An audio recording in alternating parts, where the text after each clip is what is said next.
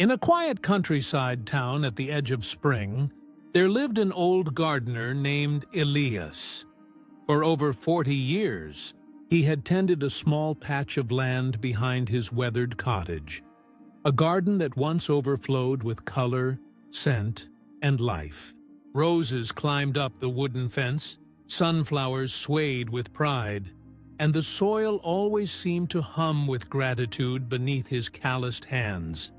Elias wasn't rich, but he had something better: purpose. Every morning before dawn, he would step outside, stretch his aching back, and whisper, "Let's grow something good today." The townsfolk loved visiting his garden, not just for the flowers, but for Elias himself. He had a way of making everything and everyone feel alive. But that spring was different. The air grew heavy, the sky turned an unfamiliar gray, and a storm unlike any he'd seen rolled in from the horizon. For 2 long nights, the rain lashed like anger, and the wind tore through everything it touched. When silence finally returned, the garden lay broken: flattened flowers, uprooted soil, and silence where there used to be song. Elias stood in the wreckage, heart hollow. His hands trembled as he picked up what remained of his favorite rose bush, now only a tangle of stems. 40 years, he whispered.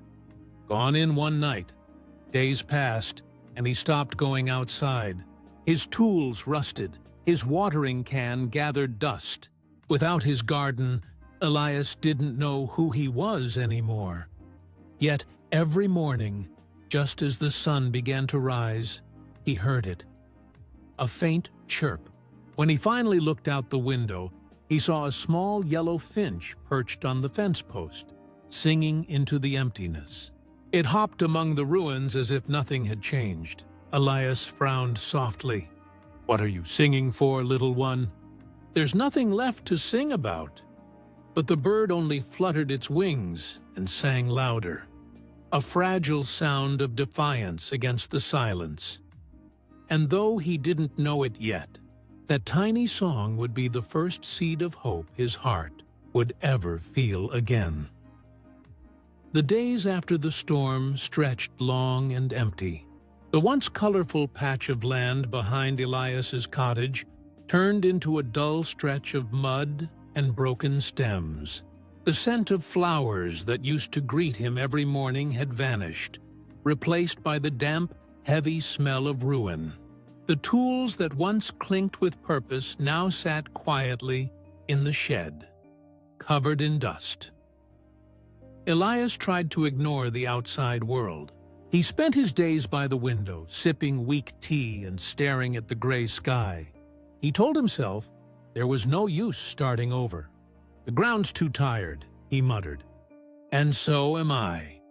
But every morning, without fail, the yellow finch returned. It perched on the same fence post, singing its clear, bright song into the emptiness. At first, Elias tried to shoo it away. "Go on," he said. "Find a place where something's still growing." But the bird wouldn't leave. It kept coming back, hopping over the fallen branches as if searching for something that wasn't there. Some days, Elias would watch the finch for hours. He didn't understand why the little creature stayed. Maybe it had forgotten where beauty once lived. Or maybe, he thought quietly, it hadn't given up hope like he had. And though he refused to admit it, there was something comforting in the bird's persistence, as if it was singing not just to the garden, but to him. One bright morning, after weeks of silence and stillness, Elias noticed something unusual. The yellow finch fluttered down from the fence, a tiny speck clutched in its beak. It landed near a crack in the soil and dropped it gently. A seed. Then it flew away, only to return minutes later with another. Elias watched, puzzled. The bird repeated this strange ritual for days, scattering seeds along the edges of the ruined garden, places Elias had long stopped noticing. "What are you doing, little one?"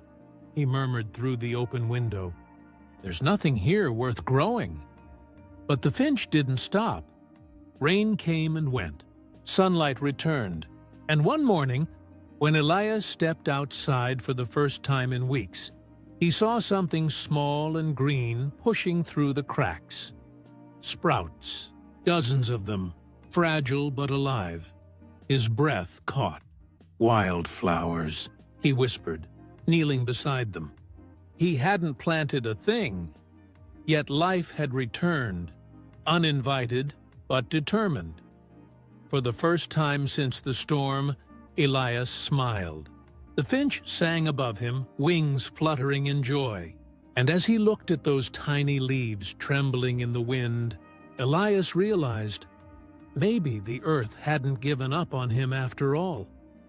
In the days that followed, Elias found himself returning to the garden every morning, not to work, but simply to watch. The wild sprouts grew faster than he expected. Their stems reached upward, swaying with quiet confidence, and their tiny buds began to burst with color. Purples, yellows, and soft whites dancing between the old roots and broken stones. He hadn't planted them, watered them, or even tended to them.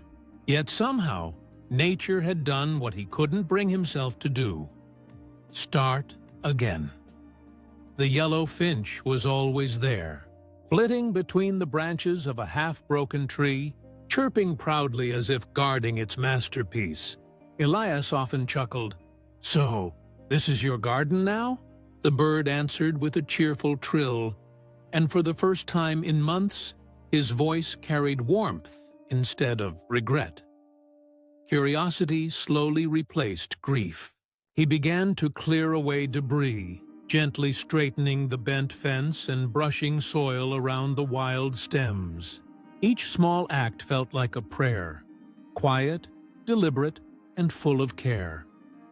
Neighbors started to notice. Children leaned over the fence, whispering about how flowers had somehow bloomed on their own. One woman said, "It's like the garden healed itself." Elias nodded softly. "Maybe it did," he replied, his eyes following the finch's golden wings. Standing amidst the wildflowers, he realized the truth. Life didn't need perfection to grow. It only needed a chance. The storm hadn't taken everything. It had simply cleared space for something new. And in that small miracle, Elias felt his own heart begin to bloom again. Not from what he had planted, but from what had found him when he thought he had nothing left to give. Summer rolled in gently, and the garden that once lay silent now pulsed with life again. The wildflowers had spread far beyond the broken fence, painting the soil with vibrant colors that even Elias had never seen before. Bees hummed lazily between petals, butterflies danced in the warm light, and that little yellow finch still came every morning, now joined by others who sang along. Elias had begun planting again, but differently this time. He didn't plan every row or control every patch. Instead, he let nature lead. He left space for the wildflowers to grow wherever they wished. "You've got your own way of knowing where beauty belongs," he would whisper with a smile. People from town started visiting again, bringing their children to see the miracle garden. Some asked how he managed to make it bloom after the storm. Elias would simply chuckle, glancing at the finch perched above. "It wasn't me," he'd say. "It was a lesson I had to learn." Every evening when the sun dipped low, Elias sat on his porch with dirt still on his hands. The ache in his back remained, but his heart was light. His garden had been reborn, not from his labor, but from life's quiet insistence to begin again. As autumn touched the edges of summer, Elias's garden swayed gently in the breeze, a living testament to patience, resilience, and quiet grace. What had once been a graveyard of broken stems was now a sea of color, richer and freer than before. Each morning, Elias still heard the yellow finch singing from the fence. Its song had become part of the garden's rhythm, a reminder that even when everything seems lost, something unseen is always working to begin again. He realized that the bird hadn't come to remind him of what was gone. It came to show him what remains. Sitting beneath the shade of a blooming sunflower, Elias whispered, "I thought my hands were empty." But maybe they were just waiting to hold something new. And in that still moment, as petals drifted through the air and sunlight spilled across the soil, he understood. Life's beauty isn't in what stays perfect, but in what chooses to rise again after being broken. Even when everything seems lost, life finds quiet ways to bloom again. Our empty hands are never truly empty. They're simply waiting for the next seed of hope to fall.